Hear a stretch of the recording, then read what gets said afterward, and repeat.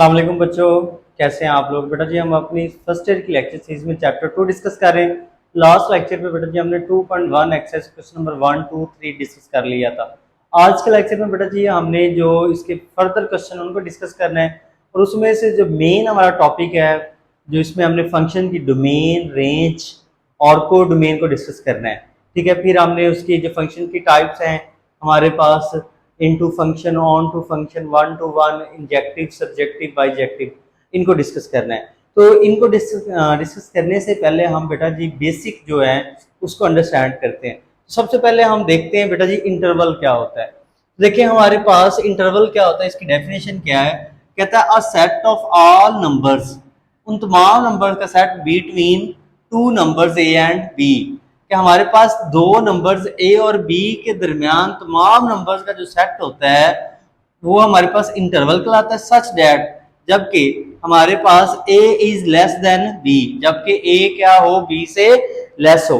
देखें हमारे पास जैसे ये दो नंबर है -1 और 1, इनके दरमियान अगर कोई पूछ ले कि -1 और 1 के दरमियान कितने रियल नंबर्स हैं, तो -1 और 1 के दरमियान बेटा जी इन्फिनिट रियल नंबर्स हैं। हम नहीं बता सकते, काउंट नहीं कर सकते। तो उन तमाम नंबर्स को कवर करने के लिए हम जो कॉन्सेप्ट यूज करते हैं वो हम यूज करते हैं इंटरवल का।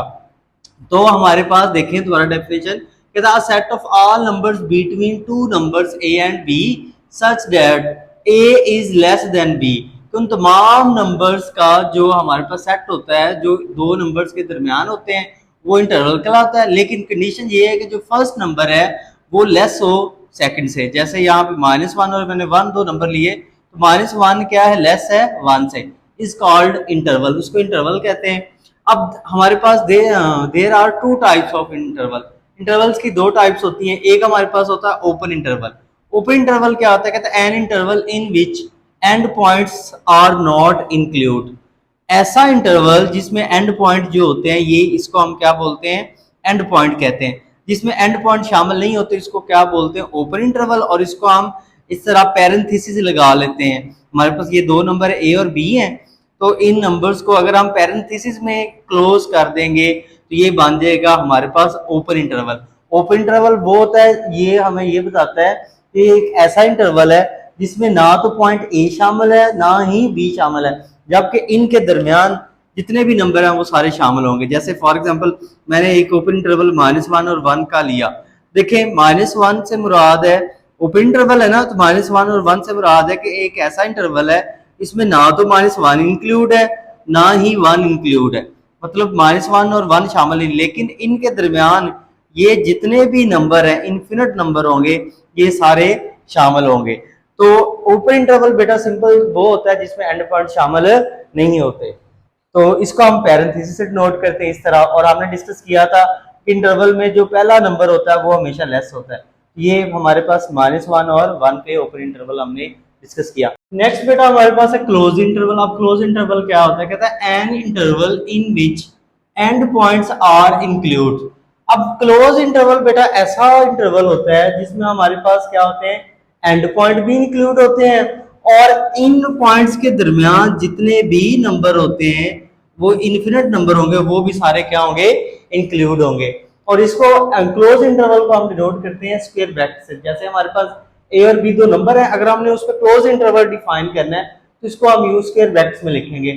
अब जब भी इंटरवल हम डिस्कस कर रहे होंगे, अगर वो स्क्वायर ब्रैकेट्स में लिखे हैं तो इसका मतलब है ये क्लोज इंटरवल है, और अगर वो पैरेंथेसिस में लिखे हैं तो इसका मतलब है वो ओपन इंटरवल है। ओपन इंटरवल में जिसमें एंड पॉइंट शामिल नहीं होते, और क्लोज इंटरवल वो होता है जिसमें एंड पॉइंट भी शामिल होते हैं और दरमियाना नंबर भी जितने भी होते हैं वो सारे शामिल होते हैं। अब देखिए नेक्स्ट जो है हमारे पास इसे सेमी ओपन या सेमी क्लोज, या इसे हाफ ओपन हाफ क्लोज भी कह सकते हैं।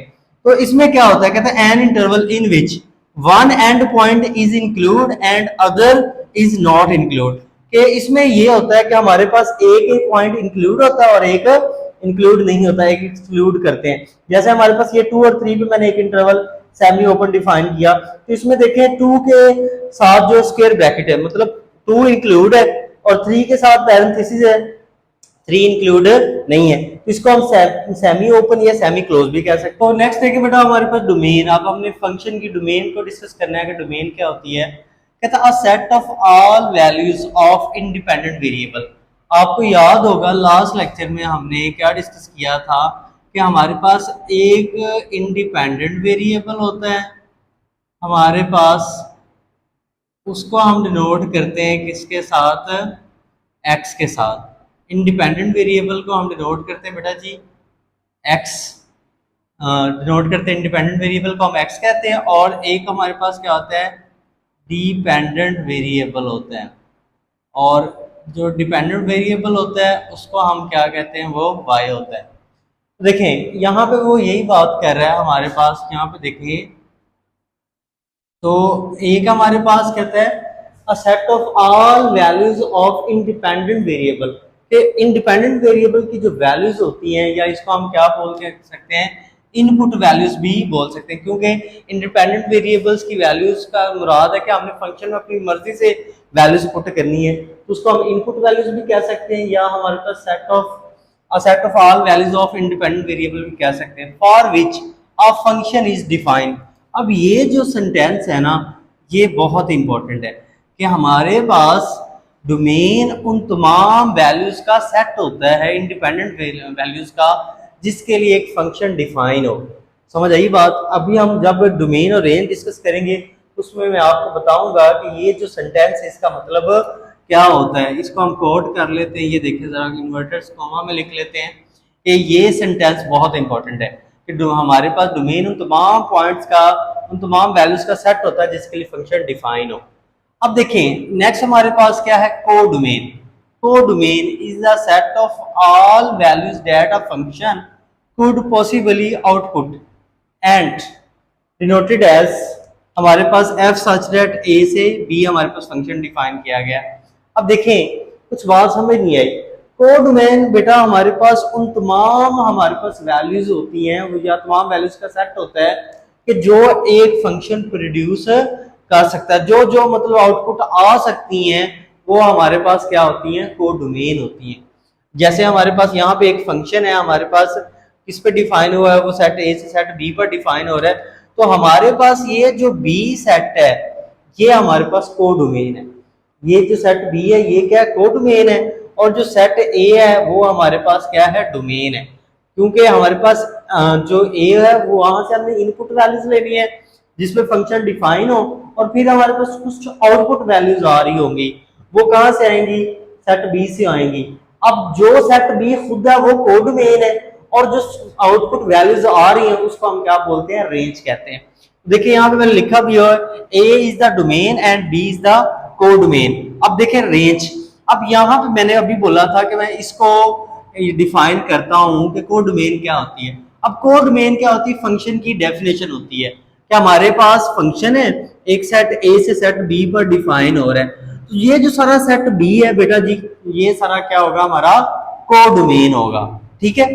और रेंज क्या होता है, ये जो कोडोमेन सेट है इसका जो सबसेट होता है, प्रॉपर सबसेट क्या ले, वो हमारे पास रेंज होता है। तो वो जो फंक्शन बिहेव किस तरह कर रहा है, जो फंक्शन जिस तरह बिहेव कर रहा है उसके अकॉर्डिंग हमारे पास रेंज बनती है। तो देखिए कहता है range also called the image, range का दूसरा नाम हमारे पास क्या होता है, image is the set of values that the function actually outputs. कहता है हमारे पास रेंज वो हमारे पास वैल्यू होती है जो हमें फंक्शन क्या एग्जैक्ट प्रोवाइड कर रहा है when applied to every element in the domain, जिसमें जो जो हम डोमेन में वैल्यूज पुट करते हैं, डोमेन की वैल्यूज पुट करते हैं फंक्शन में, उससे हमारे पास जो जो वैल्यूज प्रोड्यूस हो रही हैं उसको हम क्या बोलेंगे बेटा जी, वो हमारे पास क्या होगा, रेंज होगा, ठीक है। It is a subset of codomain, या इसको प्रॉपर सबसेट भी कह सकते हैं कि जो रेंज होती है वो कोडोमेन का सबसेट होती है। समझ आई बात। अब सिंपल सी बात ये देखें जरा, फॉर एग्जांपल बेटा ये देखें हमारे पास ये हम डोमेन का सेट है और ये ब्लू वाला मार्कर रेंज का। अब ये टोटल सॉरी ये ब्लू वाला मार्कर क्या है, हमारे पास ये कोडोमेन है। अब ये सारा कोडोमेन है, अब इसमें से ये टोटल कोडोमेन है। अब ये जो हमारे पास मैंने इसका कैप लगा कर लिया, यूं समझ लें ये रेंज है और ये इसका क्या है, पार्ट है। आसान सी एग्जांपल है। तो इधर भी देखिए हमारे पास इस एग्जांपल से भी हम डिस्कस कर लेते हैं। देखिए कहता है range of F is equal F of X such that X belong to A. क्या बात कर रहा है यहाँ पे, ये कहता है कि हमारे पास x कहाँ से बिलोंग कर रहा है, सेट ए से। सेट ए क्या है हमारे पास, डोमेन का, कि डोमेन की वैल्यूज हम क्या करेंगे, फंक्शन में पुट करेंगे, तो हमारे पास जो जो आंसर आएंगे वो हमारे पास क्या कहलाएंगे, रेंज कहलाएंगे। जैसे यहाँ पे एक फंक्शन उसने ले लिया, इसमें हमारे पास डोमेन भी रियल नंबर है और को डोमेन भी रियल नंबर है, और फंक्शन क्या लिया है, F of x is equal x square. तो यहाँ पे देखिए हम x की जगह रियल नंबर में से जो मर्जी वैल्यू पुट कर सकते हैं, इनपुट वैल्यू जो मर्जी पुट करें, हमारा फंक्शन डिफाइन होगा। अब मैंने यहाँ पे एक वर्ड बोला था अनडिफाइन कब होता है, अनडिफाइन बेटा फंक्शन तब होता है जब हमारे पास क्या हो, any non zero zero number divided by zero, किसी भी नॉन जीरो नंबर को जब हम डिवाइड कर देते हैं जीरो पर, तो वो बेटा जी क्या हो जाता है, अनडिफाइन हो जाता है। तो यहाँ पे तो देखें डिनोमिनेटर में 1 है और वैसे भी डिनोमिनेटर में वेरिएबल नहीं है, तो हम यहाँ वैल्यूज ही नहीं पुट कर सकते डिनोमिनेटर में, तो ये फंक्शन कभी भी अनडिफाइन नहीं होगा, कभी भी डिनोमिनेटर में जीरो नहीं आएगा, तो ये हमेशा रियल नंबर्स पे क्या होगा, डिफाइन होगा। मतलब रियल नंबर जो मर्जी वैल्यू यहाँ पे पुट कर ले, हमेशा इसका कोई ना कोई आंसर आएगा। तो इसके जो हमारे पास डोमेन है वो भी हमारे पास क्या है, रियल नंबर है, और इसकी जो को डोमेन है वो क्या है हमारे पास, वो भी हमारे पास रियल नंबर। लेकिन ये जो फंक्शन है, ये जो फंक्शन है जो वैल्यूज प्रोड्यूस कर रहा है, जैसे हम यहाँ पे फॉर एग्जांपल यहाँ पे अगर हम पुट करते हैं, इधर देखें F of x is equal x square, तो अगर हम एक्स जीरो पुट कर दें तो एफ ऑफ जीरो एक्स जगह क्या आ जाएगा, जीरो, तो एफ ऑफ जीरो क्या हो जाएगा, जीरो। एफ ऑफ जीरो तो मतलब फंक्शन में एक्स जगह जीरो पुट किया तो उसका आंसर क्या आ गया, जीरो आ गया। अगर इसी तरह अगर हम क्या एक्स की जगह वन पुट करते हैं तो हमारे पास इसका आंसर क्या आ जाएगा, वन। तो देखिए ये भी हमारे पास वैसे भी एक्स का स्क्वायर है, जो चाहे नेगेटिव वैल्यू पुट करे तो आंसर हमेशा क्या आएगा, या जीरो आएगा या पॉजिटिव नंबर आएंगे। तो इसकी जो हमारे पास रेंज होगी वो क्या होगी, जीरो से लेकर प्लस इन्फिनिटी तक होगी, क्योंकि जब हमने जीरो पुट किया तो आंसर क्या रहा, जीरो, और चाहे हम नेगेटिव नंबर पुट कर लें तो या पॉजिटिव नंबर पुट कर लें, आंसर इसका क्या आएगा, हमेशा पॉजिटिव आएगा, क्योंकि हमारे पास एक्स का स्क्वायर है तो वो नेगेटिव नंबर को भी क्या कर देगा, पॉजिटिव कर देगा। फॉर एग्जांपल हम पुट करके देख लेते हैं, एक्स इज इक्वल -2 पुट करके देख लेते हैं, देखिए हमारे पास एक्स की जगह -2 पुट करते हैं तो हमारे पास ये क्या आ जाएगा, 4। देखिए पॉजिटिव नंबर आ रहा है, तो ये जो 4 है ये हमारे पास रेंज सेट का एलिमेंट है, या इसे हम क्या बोल सकते हैं, ये हमारे पास क्या होता है, इमेज भी होता है। हमने जैसे यहाँ पे कहा था रेंज क्या होता है हमारे पास, क्या, इमेज।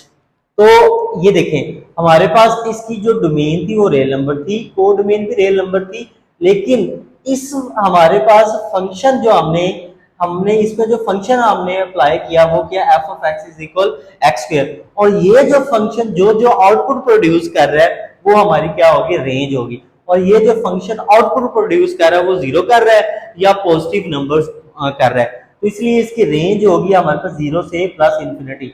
और अभी हमने डिस्कस किया था semi open semi close interval, तो ये देखिए रेंज में हमारे पास जो सबसे छोटा एलिमेंट आ रहा है जीरो आ रहा है, ठीक है, या फिर 1 आएगा, 2 आएगा, ये उसके दरमियान में आएंगे। तो यहाँ पे हमने जीरो के साथ क्लोज ब्रैकेट यूज की है, क्योंकि जीरो हमारे पास इस एफ की डोमेन सॉरी रेंज में शामिल है, तो जीरो शामिल है या उससे क्या बड़े नंबर शामिल है, ठीक है। तो इसलिए इसका जो हमने रेंज लिखी उसके में हमारे पास जीरो के साथ हमने स्क्वायर ब्रैकेट यूज की और इन्फिनिटी के साथ क्या की, हमने ओपन ब्रैकेट पैरेंथेसिस यूज की, क्योंकि आपको पता है इन्फिनिटी रियल नंबर नहीं होता।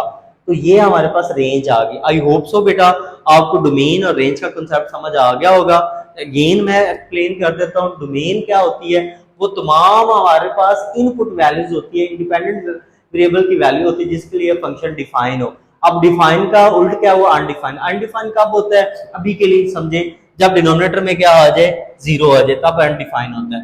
अब को डोमेन होती है कि फंक्शन की डेफिनेशन के अकॉर्डिंग हमारे पास एक इनपुट का सेट होता है, एक आउटपुट का सेट होता है। जो आउटपुट का सेट होता है उसे हम बेटा क्या कहते हैं, को डोमेन कहते हैं, ठीक है। और वो जो आउटपुट सेट में से जो वैल्यूज फंक्शन के अकॉर्डिंग आ रही होती हैं उसको हम क्या बोलते हैं, रेंज कहते हैं, या रेंज का दूसरा नाम क्या है, इमेज। नेक्स्ट बेटा हमारे पास है types of function. Types of function में फर्स्ट हमारे पास है 1 to 1, या 1 to 1 को हम इंजेक्टिव फंक्शन भी कहते हैं।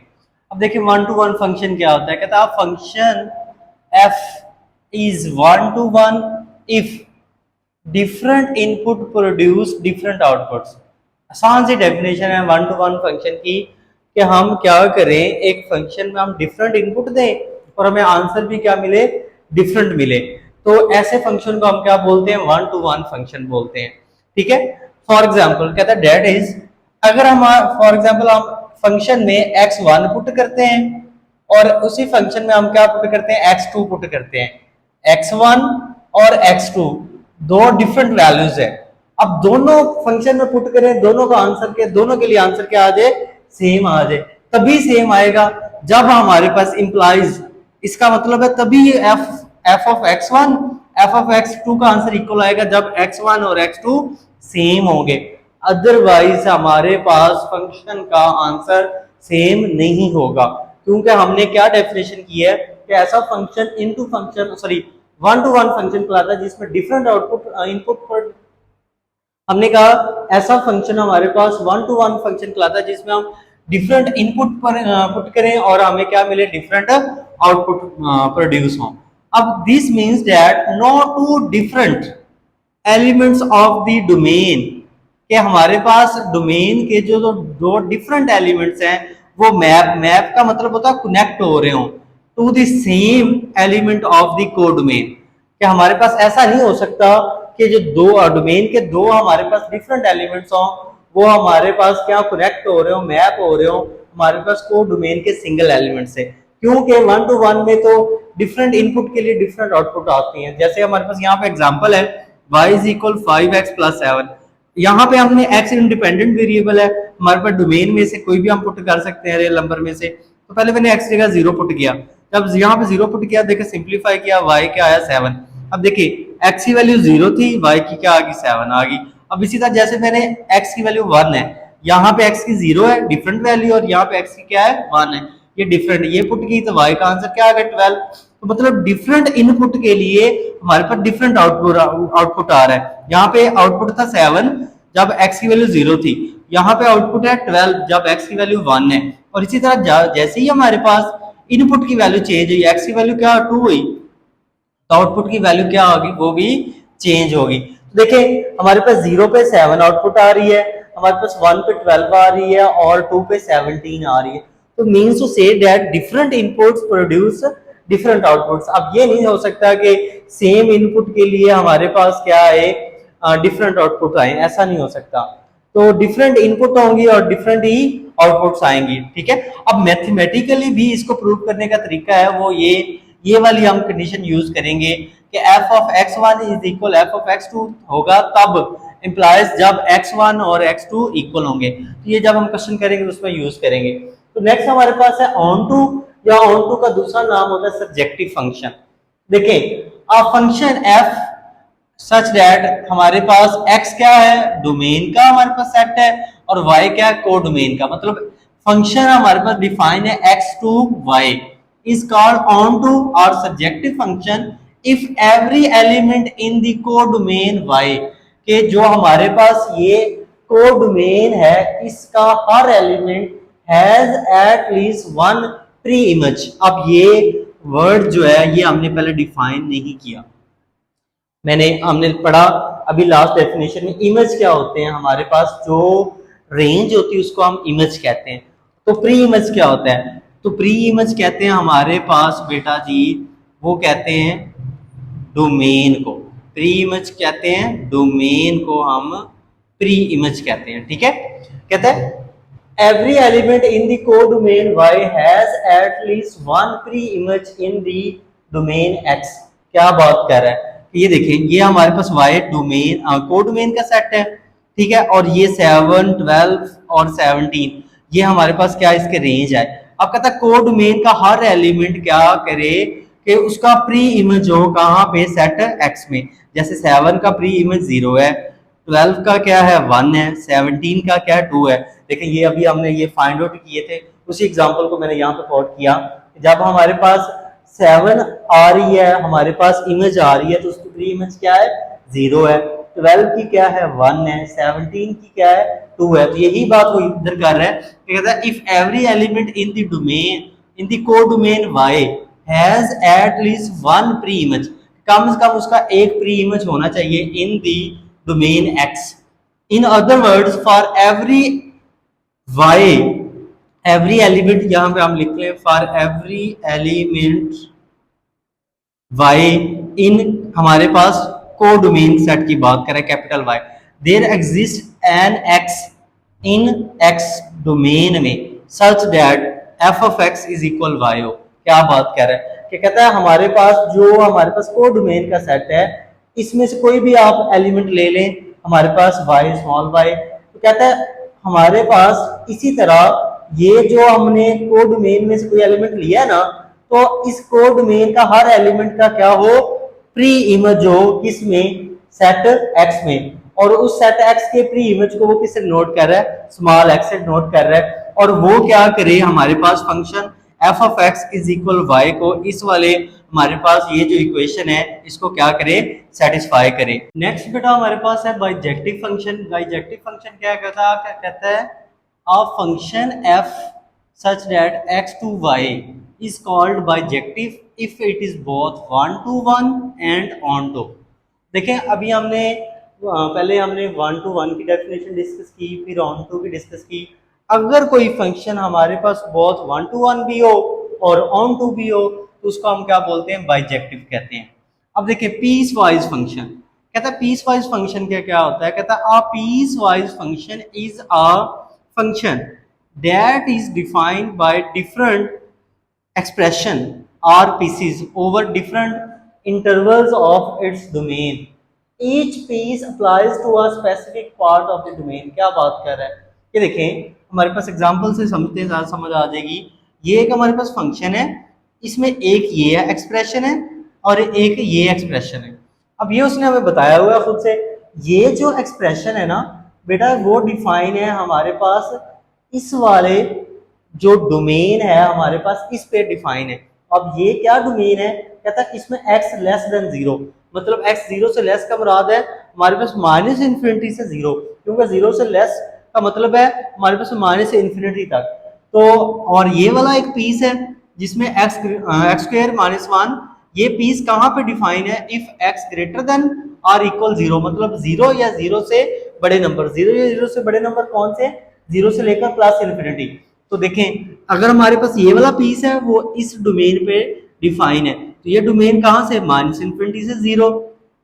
ये वाला पीस है ये कहाँ पे डिफाइन है x greater than or equal zero, मतलब जीरो या जीरो से प्लस इन्फिनिटी। ये पीस हमारे पास क्या है, इसमें जीरो भी शामिल है और जीरो से बड़े नंबर भी शामिल है। यही वो बात डेफिनेशन में कर रहा था कि पीस वाइज फंक्शन एक ऐसा फंक्शन होता है जो डिफाइन होता है डिफरेंट एक्सप्रेशन के लिए over different intervals of domain. इसमें डिफरेंट हमारे पास एक्सप्रेशन होते हैं और वो डिफरेंट एक्सप्रेशन क्या डिफाइन होते हैं डिफरेंट इंटरवल ऑफ डोमेन पर। Each piece applies to a specific part of the domain, कि हर जो पीस का जो हमारे पास जो डिफाइन होता है वो हमारे पास क्या होता है each piece apply to a specific part of domain, के हर जो पीस होता है वो एक स्पेसिफिक डोमेन पर अप्लाई होता है। जैसे ये पीस इस स्पेसिफिक डोमेन पर अप्लाई हो रहा है और ये पीस इस स्पेसिफिक डोमेन पर अप्लाई हो रहा है। तो ये हमारे पास बेटा जी डेफिनेशन थी। अब हम बेटा जी क्वेश्चन करते हैं जिसमें हम क्या करेंगे डोमेन रेंज और फिर हम प्रूव करेंगे functions one to one onto function और बाइजेक्टिव सरजेक्टिव। आगे हमने क्वेश्चन में डिस्कस करने हैं।